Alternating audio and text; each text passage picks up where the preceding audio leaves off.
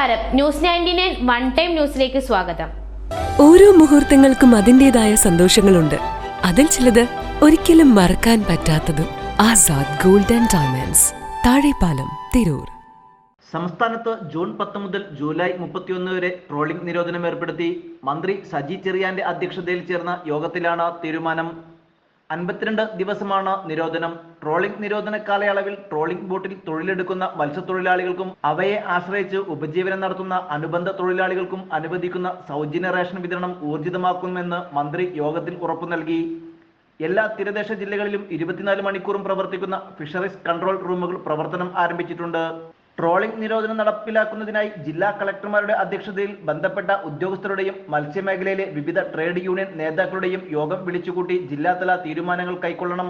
അന്യസംസ്ഥാന ബോട്ടുകൾ ട്രോളിംഗ് നിരോധനം തുടങ്ങുന്നതിന് മുമ്പ് കേരള തീരം വിട്ടുപോകുന്നതിന് ബന്ധപ്പെട്ട തീരദേശ ജില്ലാ കളക്ടർമാർ നിർദ്ദേശം നൽകണമെന്നും മന്ത്രി അറിയിച്ചു. കൊല്ലം ജില്ലയിലെ നീണ്ടകര ഹാർബർ ട്രോളിംഗ് നിരോധന കാലഘട്ടത്തിൽ ഇൻബോർഡ് വള്ളങ്ങൾ ഒഴികെയുള്ള പരമ്പരാഗത മത്സ്യബന്ധന യാനങ്ങൾക്ക് തുറന്നു കൊടുത്തിരുന്നു.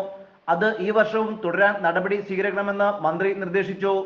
ട്രോളിംഗ് നിരോധനവുമായി ബന്ധപ്പെട്ട് ഹാർബറുകളിലും ലാൻഡിംഗ് സെന്ററുകളിലും പ്രവർത്തിക്കുന്ന ഡീസൽ ബങ്കുകൾ അടച്ചുപൂട്ടാൻ നിർദ്ദേശം നൽകണമെന്നും, എന്നാൽ ഇൻബോർഡ് വള്ളങ്ങൾ ഡീസൽ ലഭ്യമാക്കാൻ അതത് ജില്ലകളിലെ മത്സ്യ ഫെഡിന്റെ തെരഞ്ഞെടുത്ത ഡീസൽ ബങ്കുകൾ നിബന്ധനകൾക്ക് വിധേയമായി പ്രവർത്തിക്കണമെന്നും പറഞ്ഞു.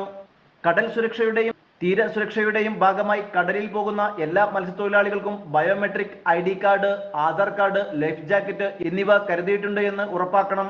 ഏകീകൃത കളർ കോഡിംഗ് നടത്തിയിട്ടില്ലാത്ത ബോട്ടുകൾ ട്രോളിംഗ് നിരോധന കാലയളവിൽ തന്നെ അടിയന്തരമായി കളർ കോഡിംഗ് നടത്തണമെന്നും യോഗം തീരുമാനിച്ചു.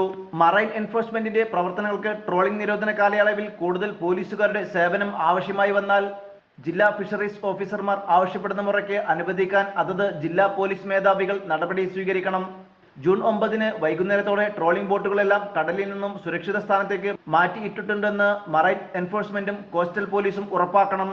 ട്രോളിംഗ് നിരോധനം ലംഘിക്കുന്ന ട്രോൾ ബോട്ടുകൾക്കെതിരെ കർശന നിയമ നടപടി സ്വീകരിക്കണമെന്നും നിർദ്ദേശിച്ചു. ട്രോളിംഗ് നിരോധന കാലയളവിൽ ഇൻബോർഡ് വള്ളങ്ങളോടൊപ്പം ഒരു കാരിയർ വള്ളം മാത്രമേ അനുവദിക്കൂ. നിരോധന കാലയളവിൽ കടലിൽ രക്ഷാപ്രവർത്തനങ്ങൾ വേണ്ടിവരുമ്പോൾ ഫിഷറീസ് വകുപ്പ്, മറൈൻ എൻഫോഴ്സ്മെന്റ്, കോസ്റ്റൽ പോലീസ് എന്നിവ ഏകോപനത്തോടെ പ്രവർത്തിക്കണം. അടിയന്തര സാഹചര്യത്തിൽ രക്ഷാപ്രവർത്തനം നടത്താൻ Indian navy, Indian coast guard എന്നിവർ സജ്ജമായിരിക്കണമെന്നും യോഗം നിർദ്ദേശിച്ചു. മത്സ്യമേഖലയിലെ വിവിധ ട്രേഡ് യൂണിയൻ നേതാക്കന്മാർ, ജില്ലാ കളക്ടർമാർ, ജില്ലാ പോലീസ് സൂപ്രണ്ടുമാർ, കോസ്റ്റൽ പോലീസ് മേധാവി, marine enforcement, Indian coast guard, Indian navy, fisheries, civil supplies ഉദ്യോഗസ്ഥർ എന്നിവരുമായി നടത്തിയ യോഗത്തിലാണ് തീരുമാനം. News desk, news 99.